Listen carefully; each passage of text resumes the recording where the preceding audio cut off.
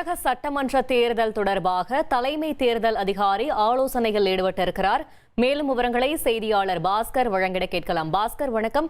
இந்த ஆலோசனையில் எந்தெந்த துறை சார்ந்த அதிகாரிகள் எல்லாம் ஈடுபட்டிருக்கிறார்கள்? ஆலோசனை தொடர்பான முழு தகவலை சொல்லுங்க.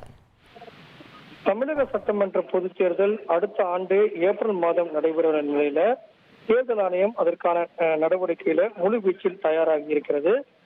சட்டமன்ற பொதுத் தேர்தலுக்கான அந்த பாதுகாப்பு ஏற்பாடுகள் தொடர்பாக முன்னேற்பாடுகள் பணிகளுக்காக ஒரு 15 துறைகளோடு தலைமை தேர்தல் அதிகாரி அர்ச்சனா பட்நாயக் தற்போது தலைமைச் செயலகத்தில் ஆலோசனை மேற்கொண்டு வருகிறார்.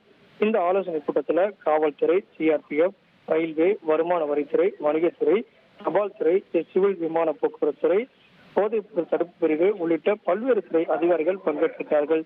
வாக்குப்பதிவு தொடங்கி வாக்கு எண்ணிக்கை வரை பாதுகாப்பு நடவடிக்கைகளும், அதே நேரத்தில் பணப்பட்டுவாடாவை தடுப்பது, அப்போது தேர்தல் நடத்த விதிமுறைகளை பின்பற்றுவது, அளவுக்கு அதிகமாக பணத்தை ஆவணங்கள் இல்லாமல் எடுத்து செல்லப்படும் போது அந்த பணத்தை பறிமுதல் செய்யக்கூடிய நடவடிக்கைகள் உள்ளிட்ட அனைத்து விதமான அம்சங்களுக்கான ஒரு முன்னெச்சரிக்கை ஆலோசனை கூட்டமாகவே இந்த ஆலோசனை கூட்டம் என்பது நடைபெற்று வருகிறது.